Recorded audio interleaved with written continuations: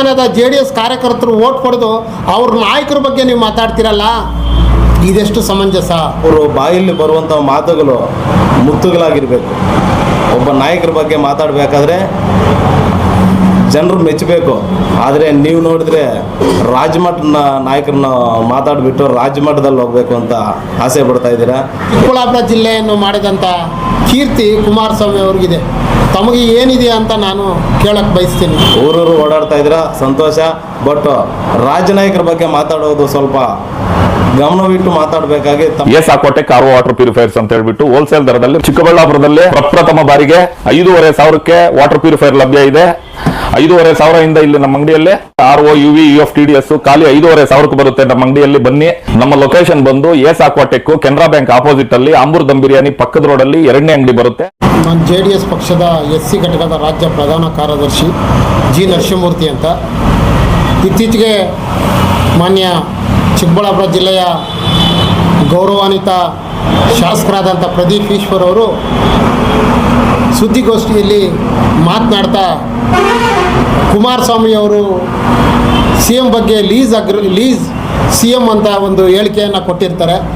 ಅದರ ಪೂರಕವಾಗಿ ಪ್ರದೀಪ್ ಈಶ್ವರ್ ಅವರು ಒಂದು ಸುದ್ದಿಗೋಷ್ಠಿ ಮಾಡ್ತಾ ಬಹಳ ವ್ಯಂಗ್ಯವಾಗಿ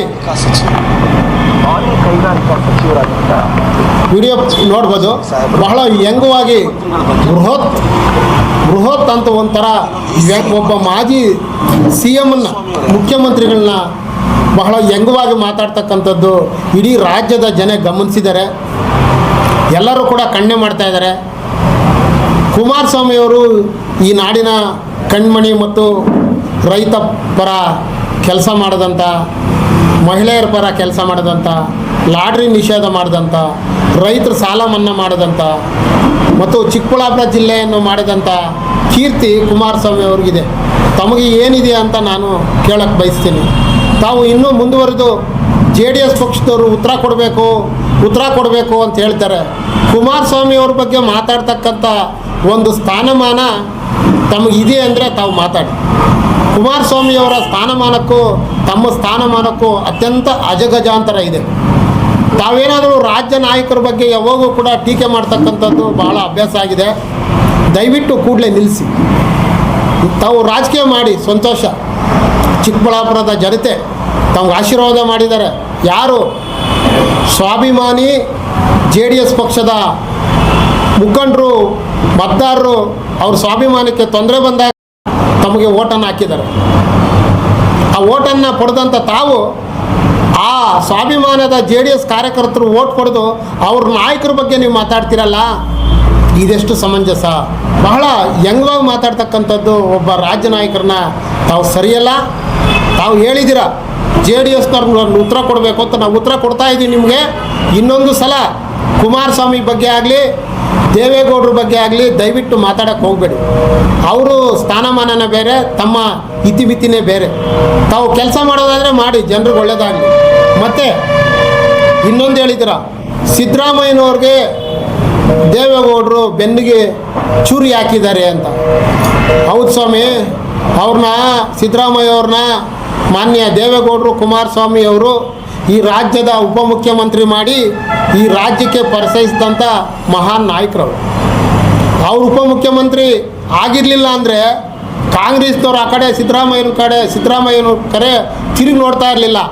ಅವರು ಉಪಮುಖ್ಯಮಂತ್ರಿ ಆಗಿದ್ದರು, JDSನಲ್ಲಿ ಪ್ರಭಾವಿ ನಾಯಕರಾಗಿದ್ದರು. ಅಂಥವ್ರನ್ನ ತಾವು ಎಳ್ಕೊಂಡು ಇವತ್ತು JDS ಪಕ್ಷದ ವಿರುದ್ಧವಾಗಿ ಮಾತಾಡ್ತಿರಲ್ಲ, ಇದು ಎಷ್ಟು ಮಾತ್ರ ಸರಿ? ತಾವು ಚಿಕ್ಕಬಳ್ಳಾಪುರ ಕ್ಷೇತ್ರದ ಸನ್ಮಾನ್ಯ ಜನಪ್ರಿಯ ಶಾಸಕರಾದಂಥ ಪ್ರದೀಪ್ ಈಶ್ವರ್ ಅವರಿಗೆ ನನ್ನ ಕಡೆಯಿಂದ ಒಂದು ಸಲಹೆ. ಜನರಿಂದ ಆಯ್ಕೆಯಾದಂಥ ಒಬ್ಬ ನಾಯಕರು MLA ಆಗಲಿ, MP ಆಗಲಿ, MLC ಆಗಲಿ, ಇನ್ನೂ ಒಂದು ಸ್ಥಾನಮಾನ ಹೆಜ್ಜೆ ಇರಲಿ, ಅವರು ಬಾಯಲ್ಲಿ ಬರುವಂಥ ಮಾತುಗಳು ಮುತ್ತುಗಳಾಗಿರಬೇಕು. ಒಬ್ಬ ನಾಯಕರ ಬಗ್ಗೆ ಮಾತಾಡಬೇಕಾದ್ರೆ ಜನರು ಮೆಚ್ಚಬೇಕು. ಆದರೆ ನೀವು ನೋಡಿದ್ರೆ ರಾಜಮಟ್ಟದ ನಾಯಕರನ್ನ ಮಾತಾಡಿಬಿಟ್ಟು ರಾಜಮಟ್ಟದಲ್ಲಿ ಹೋಗಬೇಕು ಅಂತ ಆಸೆ ಪಡ್ತಾ ಇದ್ದೀರಾ.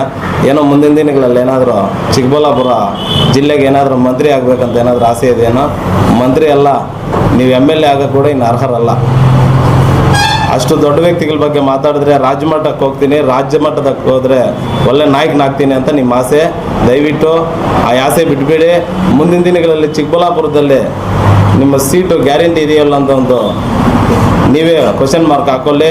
ಊರೂರು ಓಡಾಡ್ತಾ ಇದ್ದೀರಾ, ಸಂತೋಷ.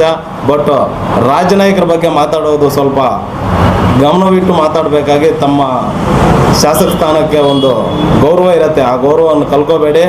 ಇದೇ ರೀತಿ ನಮ್ಮ ನಾಯಕರ ಬಗ್ಗೆ ಮಾತಾಡಿದ್ರೆ ಮುಂದಿನ ದಿನಗಳಲ್ಲಿ ನಿಮ್ಮ ವಿರುದ್ಧ ಉಗ್ರ ಹೋರಾಟ ಮಾಡೋಕ್ಕೆ ನಾವು JDS ಪಕ್ಷದಿಂದ ಸಿದ್ಧರಿರ್ತೀವಿ.